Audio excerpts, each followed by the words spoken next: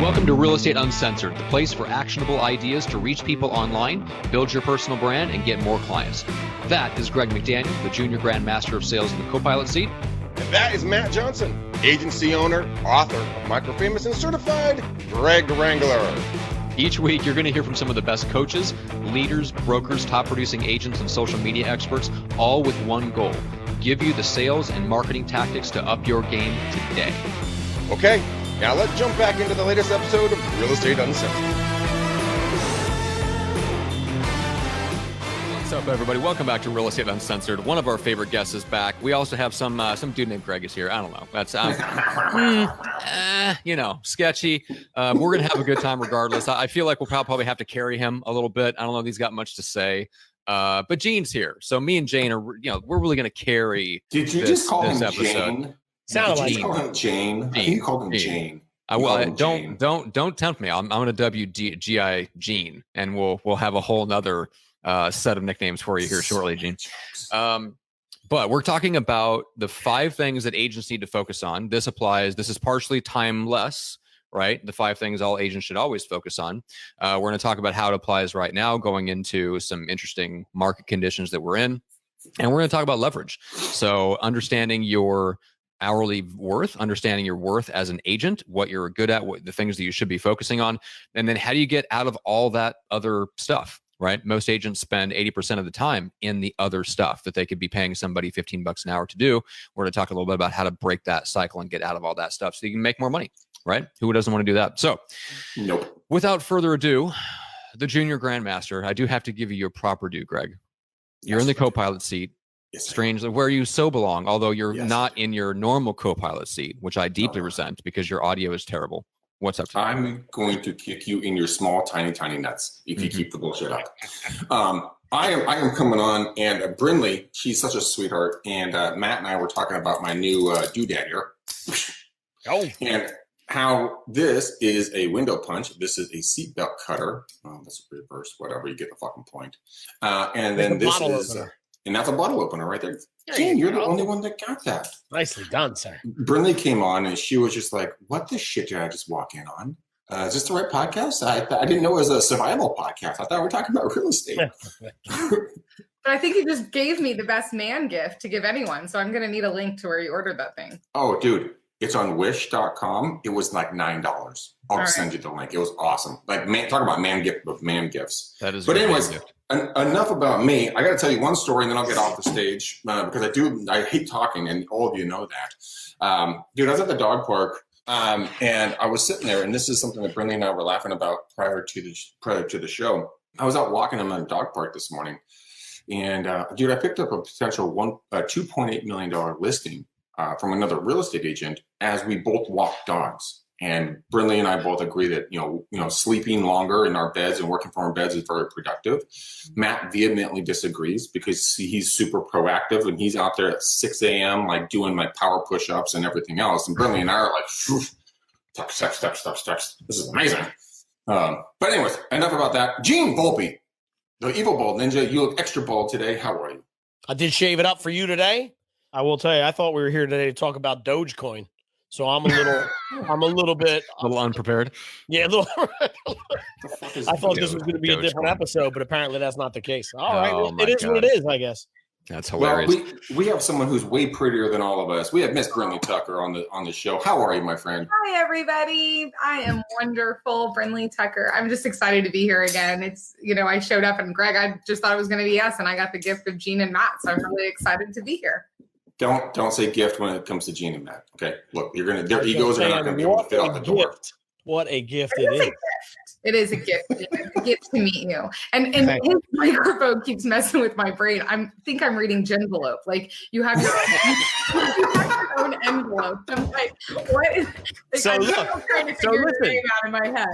Brindley, we talk about this all the time. You can see my mic stand, right? Yeah, that's what I'm talking about. Well, I have t-shirts on. I have t-shirts with this on it, and I can't tell you how many times I've gotten stopped like in the supermarket. They're like, what is a Genvelope? And I'm like, it's a Gene Volpe. Oh, yeah, it happens all the time. It's hilarious. Oh, my God. So I just haven't been able to stop. Marketing genius. Listen, here's what it is, Matt. We talk about this all the time. It's Yeah. about starting the conversation, and that does it. It does it. It does Oh it. my God. Drinking with Gene And and how many clients have you picked up from being mistaken for a Genvelope? You would be surprised. I would be surprised if it's over 0.1. I can tell you how many beers. If and you cups picked of up a coffee I've 10th had. of a client, I'll be shocked by that. All right, I'm going to pay close attention. If you're listening to this, Now, Greg actually, so he's wearing his Zillow killer hat. I think that was the icebreaker conversation with the guy at the dog park that it might actually lead to a listing, right? I've become my own personal marketing machine. I also have a shirt that says, I'm wearing right now, that says, Des Moines? Hell yes. I was hiking in Yosemite 3 weeks ago. I was exhausted, and this couple came up to me, and I was delirious at this point because I was so fucking tired. And they're like, "Oh my God, where's Des Moines?" And I'm like, "It's Des Moines, but sure." And I explained it to them, like, "We love your shirt." And I'm like, "Crap, this thing really works." Tom Miller, if you're listening to this, buddy, you gave me this. I love it. It's awesome. But it's just about being able to start a conversation with somebody, right? I feel like at least 80% of Greg's wardrobe is stuff that past guests of the show have given to him. Hey, just don't be jealous because you don't get shit, okay? Yes, I'll take care of supplying my own clothing. All right, so Brindley, for those that don't remember your first episode, it's been a while since you've been on. So for those that don't remember your first episode, give us just the 60-second bio, who you are, where you are, what you do. 100%. Hi, I'm Brindley Tucker. I am a licensed realtor out of Tampa, Florida, but primarily I focus on team building, leadership, and leverage.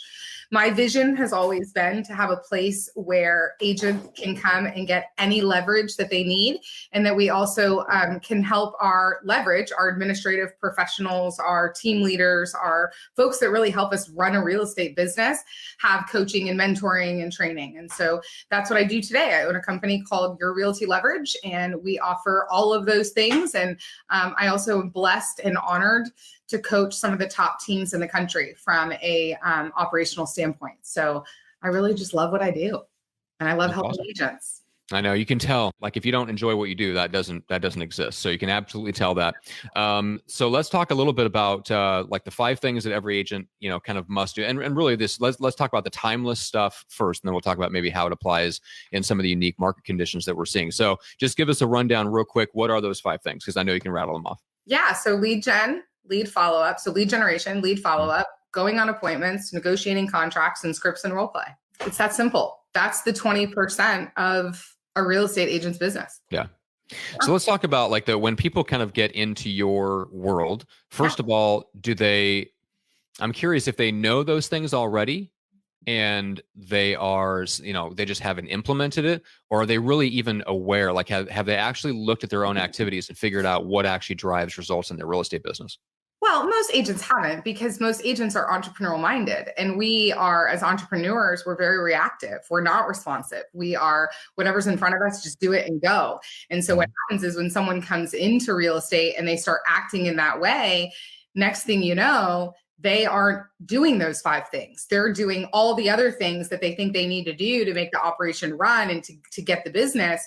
And these things start to suffer. And then they wonder, they wake up in 90 days and they go, I don't have any new listings. I don't have any new contracts. What happened? Well, they allowed all that other stuff, that 80%, that minutia to take over from their income generating activities that are really going to drive their business forward. And unfortunately, for a lot of agents, that comes in the form of desperation, and it's finally their head's on fire. They're drowning and they're like, I need help because this is all taken over. And I think for me, if I can help just one agent be proactive and prevent that from happening, then I've served a purpose, right? Because leverage really is the name of the game. We all have the same 24 hours in a day. Can't buy more of it, can't get less of it, right? It is a constant resource that we all have the same. The difference is how we choose to spend it, how we choose to use it. Love it. Yeah. When it comes to prospecting and everything else, we were using a word off air, and it was leverage, right? Yeah. And Matt has volunteered his time to help leverage everybody else in the community. He's gonna drive over to Brindley's house and clean her car for her inside and out, so it'll give her more time to do what she can do. But when it comes to leverage, I mean, what would that look like? How does that even, how do you start with leverage? How do you, so you don't fall behind the eight ball? Because a lot of us agents, and I've been guilty of it, and everyone else has in all of their businesses, because we work, and then we stop working because we have so much business, and then the business goes away, and then now we're broke again. Where would leverage start? So I'm a brand new agent or a restarting agent. How would I leverage my business if I have $500 a month to spend in regards to lead generation or anything else? What would that look like in your book? Yeah, so I think there's a couple things, right? Like, and I tell this story, it's two people that I've studied a lot when it comes to time management and leverage are obviously Bill Gates, who is highly successful, and Warren Buffett, who is highly successful. And a story that has always stood out with me with Warren Buffett is he's obviously, we all know he owns Berkshire and he lives in Omaha, Nebraska. And there's a McDonald's in Omaha, Nebraska. And this could be a made up story. I don't care. For the purpose of this, it works. And it was in a documentary, so I believe it. And he goes to that McDonald's every morning, and there's a cup in his car, and his wife puts a certain amount of money. He's also was married to two women at one time, if you want some interesting Warren Buffett facts. But his wife puts a certain amount of money in that cup every morning in his cup holder. Yeah, that's a whole nother podcast. But yeah. Oh my gosh. Okay, that sounds fun. They actually sent their Christmas cards out together. It was really cute. What? Yeah. Yeah. There's an HBO documentary on Warren Buffett that's really, really good. And it's really cool. Like it's him and Bill play bridge in it. It's a cool documentary. But anyway, back to point at hand is she puts a certain amount in the cup, and based on the amount of money that's in that cup is what he decides he's going to order for breakfast. So the man has even leveraged deciding what to have for breakfast. That is someone, and we laugh, but that is someone that has a real clear intent, like intentional reality of what his time is worth. Mm-hmm. And he maximizes even his seconds, right? And more importantly, the mental burden of that, because his most valuable contribution to his business and to humankind is his decision-making ability. So you prevent decision fatigue, right? Yeah. Exactly. 100%. So I say that to set the tone of, first, you've got to start realizing what your time is worth and the value that you place on your time. Mm-hmm. And so an easy way to do that is to take all the money in 1 month that went into your bank account and divide it by the number of hours that you think you worked in that month. So if you think you work on average 60 hours a week, multiply it by 4, that's 240 hours a month. Go into your bank account, not what you made in GCI, not how much you did in volume. I don't care about any of that. I'm talking about how much money actually went into your bank account that you get to use to live. And divide that by 240. And I think you'll be real surprised by that number. So here's an interesting thing, Brindley, what you didn't know about me is that my father has been doing this, the Grand Master, Terry McDaniel, has been doing this for 52 years, I think at this point or more. Back in 2008, 2009, he built a spreadsheet for me for prospecting. And like what you were just saying, he broke it down to the minute, the hour, the client, the opportunity. And so you knew exactly where your time was being spent. All of a sudden, your head explodes, because all of a sudden you're like, holy sheep shit.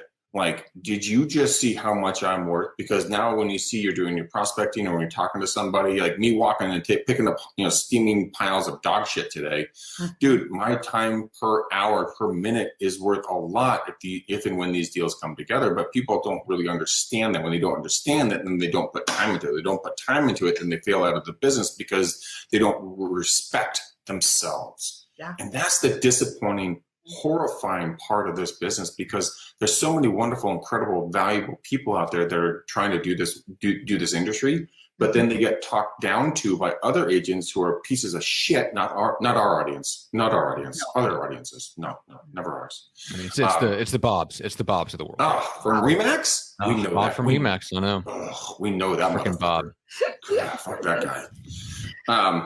Brindley's laughing because she knows the inside joke on that one. But I mean, it is really powerful when you open people's eyes up to that. People all of a sudden they're like, oh my God, totally block out 1 to 2 to 3 to 4 hours a day to do prospecting because I can time block the rest of my day for appointments and negotiations and everything else. And that's kind of what you're saying, right? Think about the power of that number, right? If I know what I want my hourly rate to be, so let's just throw a number out there, easy math. Let's say it's $100, right? I want my hourly rate to be $100.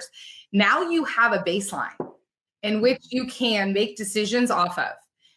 Can I find someone to clean my house for cheaper than $100 an hour? Can I find someone to put gas in my car for less than $100 an hour? Because the minute that you have that benchmark, you now have worth. Because what I hear all the time is, but if I do it, it's free. No, it's not. It costs you $100 an hour because that's an hour that you could be doing something else. That's an hour that you could be prospecting. That's an hour that you could be showing and doing all of the things that are actually going to make you money. A lot of people know this about me is that I'm an only child raised by a single mother. It's been her and I my whole life. And I fought it for years. And then at one point I just went, you know what? She loves being my mom. Like she's been my mom her whole life. And so I put her on the payroll. She's now my personal assistant and I pay her to be my mom. And I do. Like, I don't take out my trash. I don't put gas in my car. The cleaners were here today. I didn't have to worry about it. And what that allowed me to do was it allowed me to focus on my purpose, which is to help other people. And I got to do 15 calls today because she took care of all that other stuff. That's an important thing. You can call me high maintenance. Maybe it's why I'm single. I don't care because I know I'm very strong in like my why. And my why is to help change the lives of others and impact others and help them reach their true potential. And taking out my trash and putting gas in my car doesn't get me closer to that. It actually gets me further away from it. So the question is, Matt, what would it cost for you to take my trash out? For you, Greg, it's literally priceless because there is no price at which that will ever happen. Let's run that in a MasterCard commercial. Oh my God! Yeah. But Brindley, you do make a good point. There are services and people out there that you can leverage and really take a lot of the minutia out of the business, out of your day. Back here in California, when the gold rush happened here in Northern Cal, what you did was the guys had to work really hard and they go up there, go to the river, shovel loads of dirt into these sifters, sift all the bullshit out, all the rocks and dirt and everything else would get sifted out. Only the heavy good stuff, the nuggets, the gold would fall through the bottom. Then they pick the gold up. And that's exactly what you're doing. You are gold mining and you're leveraging it at the exact same time. Now here's the thing. If you like cleaning your house or mowing your yard and that gives you serenity and peace, then by all means, clean your house and mow your yard, right? That might be your escape. Yet for most of us, it's not. We're living in this fallacy that if I do it, it's free. I save money. Mm-hmm. And that's when I know that somebody doesn't have clarity around what their self-worth is and what their hourly rate. Let's talk about self-worth. Mm-hmm. Shut up, Gene. This is going to go right downhill. Go ahead. that went downhill fast, didn't it, Gene? Gene, wait. Yes, she did call you Gene Velope. Wait, I would like to talk about self-worth for a second. I got a bone to pick. Can we break this up for a second? You have a bone to pick, Gene? I have so many jokes on that. It's actually perfect timing. Okay. I'm over here trying to promote the show. I post a little picture. See this? It says can't tag. So I go to tag Greg McDaniel. I go to tag Mr. Micro Famous, and it says Micro Famous doesn't allow everyone to tag them. Oh. Which says to me that some people can, but for some reason the Genvelope can't. And I'd like to know. That's not true. So this is not a self-worth issue. It's a my self-worth issue, which is I don't want anyone being able to tag me in a photo and get away with it and without me seeing it first. So I just have that setting tweaked so that you can't do it. I've had people try to post pictures of me from my musician days. I just have that setting turned off. So that's not a me against you. All right, I'll allow it. Jump in with my little bit of life coach hat here. Yeah, there's a difference between self-worth and self-confidence. Self-worth, self-worth comes from within. Self-confidence comes from the outside. So explain that. What do you mean by that? That means that to have a high sense of self-worth, it comes from inside. It's how you feel about yourself. Self-confidence comes from the outside and what you seek and others view of you. Interesting. So I have a question for both Brindley and Gene. You guys each get one vote each. For Matt, not allowing Gene to post onto his page. Raise your right hand if you feel that Matt should be booted for the show for 5 seconds. You're gonna punish me? You're gonna punish I'm me? not gonna do that. I'm going to plead the fifth. I'm going to go vanilla. Yeah, I'm with you on that one. Yeah, All right. David Jocelyn Goodbye. says so. Goodbye. Okay, it's just back to us. Yeah. Matt, just you and me. So David Jocelyn's commenting. He says, "So no '80s, '90s hairband photos, huh, Matt?" You're like, yes, that's exactly right, David. Correct, David. You got it. And there's some good pictures of me with long hair out there. Okay. Oh, And Gene's been there. I think I dealt with that with Matt like 3 years ago, so I know exactly how you're feeling, buddy. Yeah. I felt the rejection. My high eye came out, and I felt rejected too.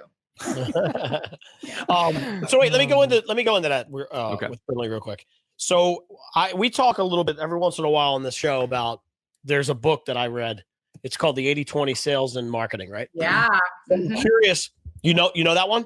I know it. Well, yes. And I know the 80-20 very well. Yes. Of course, right? If you're in sales, you have to, right? But this one, there's a chapter in it where it talks about it's exactly what you were just saying, but in more appropriate terms in that they're saying you got to figure out what your high worth tasks are in a given day, right? So like I just break it down like this. This is how he breaks it down in the book. There's probably 20% of the work that you do is your $100 an hour. That's what you make. That's your ROI on your own time. Is $100 an hour, 20% of it. The other 80% is your $10 tasks, right? So the thought process would be to bring somebody in to handle your 80% so that you can spend more than 20% on your $100 task and then kind of level up from there, right? So going back to what you were saying a little while ago, talk to me a little bit about your process. So in my head, I think to myself, do I need to sit down and really write out everything I do in any given day for a month? Like, talk to me about your process. Yeah. You can say mowing the lawn is $10. I'll get my mom to do it. Yep. These are the other things I'm doing. So I call it a stop doing list. So there's a couple ways you can do this. There's a capacity tracker, which is very similar to what Greg was talking about, where it's a spreadsheet and you can have everyone in your team. They're not going to like you for this, but they will like you at the end of it. And for a week, they have to go in and they have to log their activities and how long it took them. And then you're able to see where the time is being spent, right? And how much it's costing you. You also can do this for yourself, right? And it takes a little bit of discipline to take for a week and really write down what you do. Now you can do this in several different ways. You can do it as you're going through it. You can, at the top of every hour, go into the spreadsheet and kind of type out everything you did for the last hour and how long it took you. Or if you're super disciplined and you think you can remember it all, you can do it at the end of the day. Yet, yes, you're going to exactly have to do that, is track where your time is going. And then ask yourself, okay, can I find someone that can do this cheaper, right? At a less hourly rate than my $100 that I've said I want to make. And Greg, you asked the question, if somebody had $500 a month and they're a new agent, first and foremost, and if you don't know what this is, then you reach out to me. Brindley Tucker, there's only one in America. Thank God, my mother would say. Get an independent transaction coordinator. And I hear it all the time, new agents, but I need to learn the process. No, you don't. No, you don't. And you will learn the process just by being a part of it. Yet what you do need is someone that's going to keep your butt out of a courtroom. And you don't know what you don't know when you start real estate. So that's why true. Wouldn't you go hire someone that you can pay? In California, it's the highest state. So we'll go with that because California is like the planet Jupiter when it comes to real estate. It's $450 a file. $450 of your commission. They don't get paid unless you get paid. So it's not like this is going to cost you out of pocket. They will take your entire contract from contract to close. They will make sure you hit your deadlines. They will make sure you have your broker paperwork. They will do all of those things. And that is the cheapest form of leverage that you can get as a real estate agent. And if you're not doing that, that is the one thing that if you don't take anything away from this call is go hire a TC, period. Yeah, no, you nailed it on the head. I have my team manager, Eileen Landon. I refer to her as the steel trap. I have not written a contract in 15 years. Mhm. She handles all communication. She handles everything. Unless there's a fire I have to put out, everything runs through her. And talk about freeing up time. And I pay her $750 per deal, plus her salary, plus health benefits and everything else. Yeah. Guys, it might sound expensive. I'll tell you one thing. It's the most inexpensive thing you can possibly do in your entire life. I was going to say, just from a leverage standpoint, but you hit the nail on the head, Brindley. Like, I almost got sued, and like one of my clients got my office manager on the phone on my very first effing deal. Mhm. I'm Yep. like, what is going on? Having a transaction coordinator in that particular case, I don't know that would have prevented that, but I had no idea that that was going to be that big of an issue, and that people were so trigger happy litigious. But yeah, I mean, just from a keeping your butt out of jail, and out of fines, out of court, and allowing you to focus and mentally relax and not have to deal with that by constantly wondering and trying to figure out all this stuff on the fly. Let somebody else handle that, because then you can just focus more on the sales part. 100%. And what you can do is you have a baseline now that you have this person that you've leveraged the TC piece to, right? Mhm. They're licensed, so they can do a lot of things for you so that you can focus your time on the 5 things that make you money. And you have a baseline now that, okay, when I get to this certain number of transactions, it doesn't make sense for me to outsource that anymore. It makes sense for me to bring someone in-house, Yep. right? Or you keep that person and you hire someone that can help you with marketing and lead gen, a little bit of your appointment setting or scheduling, or your social media or your campaigns and your touch programs, right? That is the cheapest form of leverage that you can hire as a real estate agent. I mean, if you're a new real estate agent, we typically say 2 deals a month is the goal, right? That's 24 units a year. That's $10,800. It would cost you in a year to have someone do all of your paperwork, your client communication once you're under contract, your deadlines, your contingencies, your closings, scheduling closings, making sure and coordinating appraisals and inspections. Like, that's dirt cheap. Yes. It doesn't get any cheaper than that, Mhm. right? Yes. Yeah, the price of half of one commission, a third of one commission. Yeah. I mean, Maybe. I'm going with the California price of $450. And a lot of markets, a TC runs you $350, $395. It's even cheaper. Mhm. So Yeah, and you can actually know- tack that on. By the way, I mean, Jeff Cohn in Omaha has a $597 transaction paperwork fee for the buy side and $997 for the sell side. I mean, if you really want to, like, if you really don't want to pay it, you don't even have to pay it. nope. And let zero cost it out, right? How do you get that paid for? Well, in the state of California, we have to store all of our documents for 7 years. So this is a file storage fee that we charge, so that we can make sure that we protect you in the next 7 years. There's a freaking script for everything, right? Like, you can sell anything, and you should be able to, or you're in the wrong industry, right? Well, That is- actually, that is true. I had Eileen yell at one of my ex-team members because he's like, Greg, how do you know what to say? And she had enough of him on that day. And she's like, John, everything he fucking does is scripted. Everything. And I'm like, I didn't really know that, but okay, yeah. But it is. I mean, but think about this. Mhm. Your communication with your significant other in the mornings, you guys have routines. That's scripted. Your kids' routines, that's scripted. When it comes to what you're going to do for your anniversary, most of the time it's going to be probably scripted. I mean, everything is set to a certain frequency, and how you're going to interpret it and how you're going to listen to it is 100% accurate. I mean, when I get on this show, I know Matt's going to belittle me, and I'm going to make fun of his fat kids. Gene's bald. Brindley's is a beautiful, wonderful, kind, loving soul. You're very I mean, we these are facts, and this is what we talk about because we know it's in front of us. When you guys look at your business, when you look at your life, when you look at how you interact with people, don't overthink the fact that, oh my God, I have to learn my script perfectly. Guys, you're already living in a script. Every single thing you do, like next time you go to the supermarket, just think about how the last time you spoke to the checker when you're talking to them and how you interact with them, that's a script. Mhm. So all of a sudden, It's not that complicated. It's like your life is easy. And Brindley's like literally chomping at the bit to say something. So I'm gonna let her. No. You're absolutely valid, 100%. I think it's See, Matt, I am value. valid. Here's the thing: in the absence of value, price and anything else is going to become an issue. So if you can lead with the value that it's going to provide the client, which by the way, it's going to provide the client a lot of value because you're not good at details.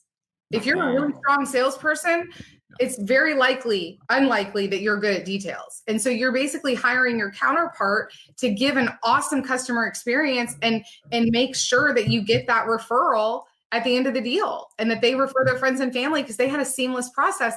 Yet we all have ego, right? And ego is not, hey, look at me. Ego is what wants to prevent us from being our highest and best, right? And your ego doesn't want you to leverage. Your ego wants you to think that you can do it all yourself and that no one will do it as good as you can and that you need to learn this.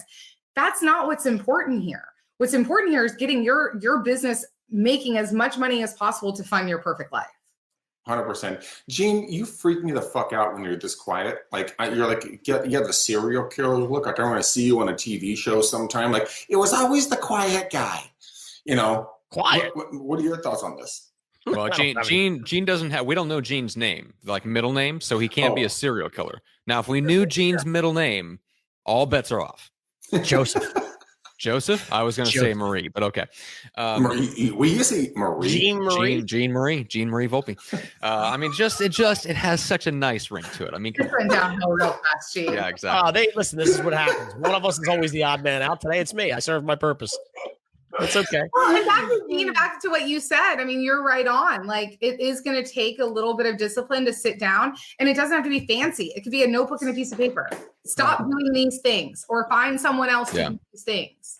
Yeah, that's a good. I like that. That was. I think I first heard that from the guy that wrote Scale, David Finkel, who's run a business coaching organization for a long time, Maui Masterminds. I think he talks about the immediate, sit down and write that immediately stop doing list. Mm-hmm. So basically, rather than evaluating all of your time, you immediately figure out what are the things that drain me? What are the things that take me away from the activities where I make the most money? And you just essentially just start with the things that are at the very bottom of that list, and you immediately start to outsource those things. If I were an active agent today, and you've got dedicated prospecting time, so let's assume you're following the old Mike Ferry model, 8 to 11, right? 8 to 11 a.m. is your prospecting time. I would look at everything and anything that pulls me away from that time first. If you don't mow your lawn during 8 to 11 a.m. Monday through Friday, then, put that on the back burner maybe. But if there's stuff that pulls you away during 8 to 11 in the morning, Monday through Friday, that's the very first thing you want to look at leveraging out. And that's an easy, you don't have to track all of your time to do that. All you have to do is just sit down and track the distractions and the stuff that pulls you out of your prospecting time. 100%. And like we said at the beginning of the call, start with those 5 things, right? Put that anything that isn't on that list. Yeah. Put that on the left side of the piece of paper, and then on the right side, write everything else that's taking you away from that. And then, like Matt said, the things that you can leverage the fastest, get them off your plate, right? Or the things that are the biggest distraction. All of our lives are different, right? I don't have a husband. I don't have kids. My best friend is married, has 4 boys. Her life looks very different than mine. So what she leverages is going to look very different than what I leverage. Yeah. Right? Yeah. And I think we and then we got to start wrapping up, Greg, but there's, I think we tend to overestimate how much really good energy we have throughout the day, if that makes sense. Now, if you're Gary Vee, who seemingly has an endless fount of energy, somehow he's discovered the fountain of youth. He's an anomaly, whatever. Well, and then you've got other gurus that might very well be on coke. So, and we know, and Brindley, you know who I'm talking about. But I think for the rest of us, if you're not on coke or meth, what do you mean? Yeah, exactly. There goes my good girl reputation. Yeah, exactly. All right. So anyway, point being, we overestimate how much good mental energy and physical energy we have throughout the day. So if you're actually going to put 3 hours a day into prospecting, understand that is your best and highest use of your mental energy throughout the day. Whatever mental energy and emotional and physical energy you have throughout the rest of the day, ideally is going towards appointments. Yeah. Right. Talking to clients and just enough to maintain their happiness, and talking to prospects that will turn into clients. That's 4 hours right there. You know, what if you don't have 7 or 8 hours a day of your best mental energy, and that 4 hours is all you've got, and then you have some time to kind of dink around and do some admin stuff? Like, that might be it. You might, like, a 6-hour day of your best, at your absolute best time might be all you've got.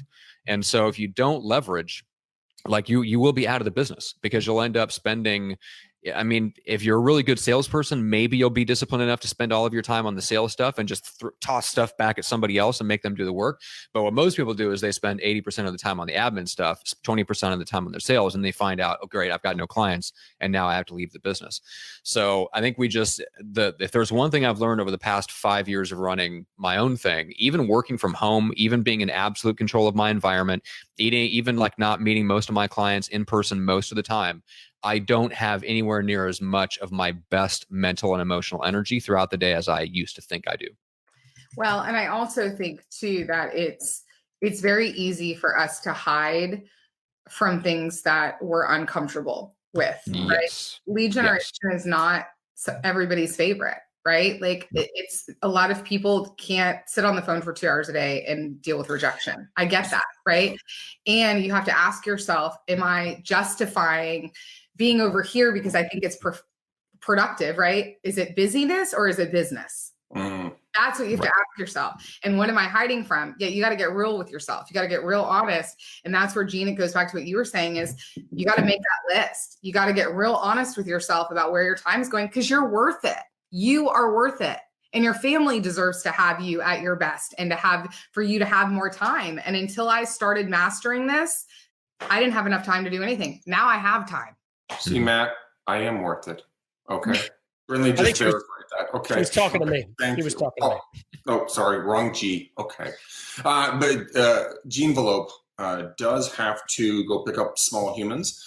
So, Gene, we're going to let you bow out. Then we're going to close the show down here in a few minutes afterwards. But Gene Velope, otherwise known as Gene Volpe, the Volpinator, the evil bald ninja, the baldest of the bald. Oh, no, actually, you're not.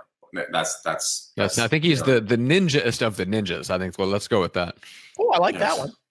Oh, hey now. But this is how we feel about you, my Gene, friend. that's your competition in marketing. It was that guy. Gene, you show up for this abuse. I do. I actually come back every week for it, for some odd reason. It's easier than what I get from my wife, so it's all good. Okay. Well, I was gonna say, Gene's East Coast. He can dish it out as well as he take. He's just being a good boy today. Yeah, he is.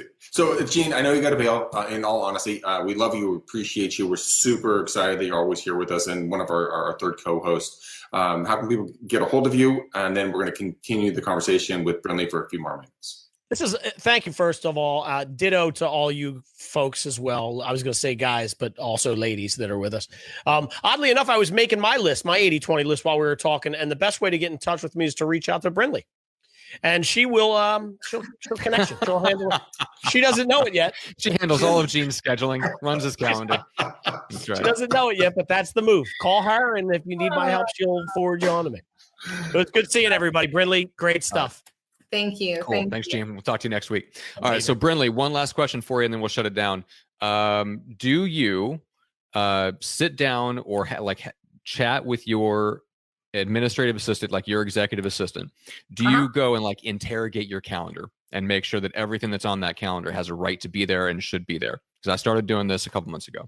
You know what's really fascinating that you bring that up is that I was on with my executive leadership team on Monday, and we were scheduling our next meeting, and we're Google folks. So I went to schedule the meeting, and when I put all 5 of their names in, a sea of rainbow popped up on the screen, because Google brings all your calendars in.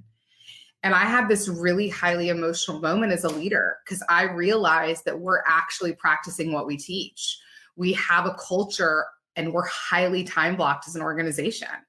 And my team now understands that it's not me micromanaging them. It's me giving them the gift of time to be with their families and be present at night, to be able to go away on the weekends and unplug and feel like they can, because they have maximized their efficiency at work because they're highly time blocked. And so we build a culture of it. We talk about it. We discuss it.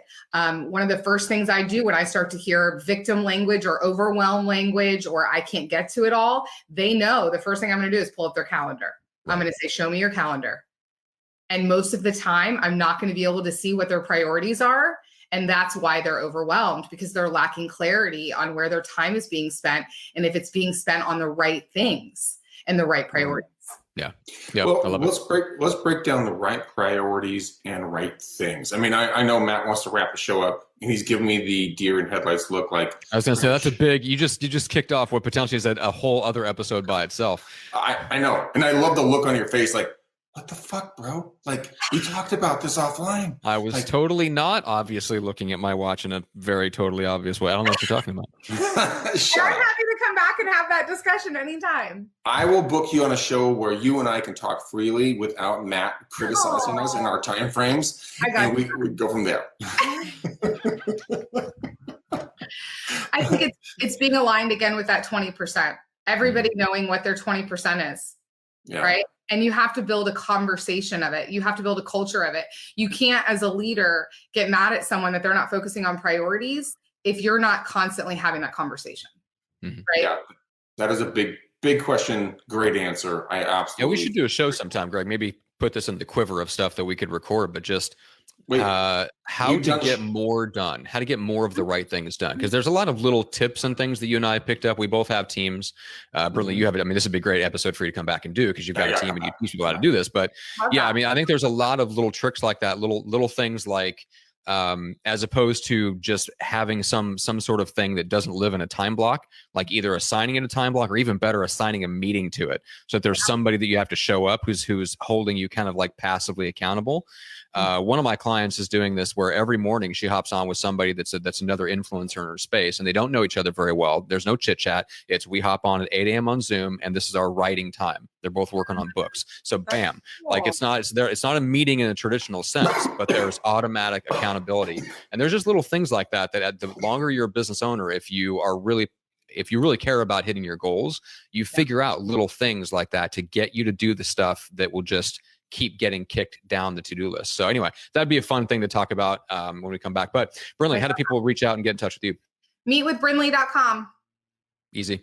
All right. Meetwithbrindley.com. You can sign up. We can now do who and at what stage should do that? Anyone and everyone. You well, sign that up. can't be true. Well, yeah. I mean, go on, book a time, and if I feel like we need to meet, we will. But that's the easiest way. Otherwise, you can check out our website, Your Realty Leverage, yourrealtyleverage.com. That has all of our services and everything. And I'm Brindley Tucker. My name's on the screen. You can follow me on Facebook. I put a lot of content out there on Facebook and on Insta. So yeah. Perfect. All right. And Greg, how and why should anyone reach out to connect with you? Because I'm a big loving soul. I have a heart that's the size of the universe, unlike my co-host, Matt Johnson, who has a tiny little coal piece of a heart. And I will talk to everybody, and I will even wash their cars.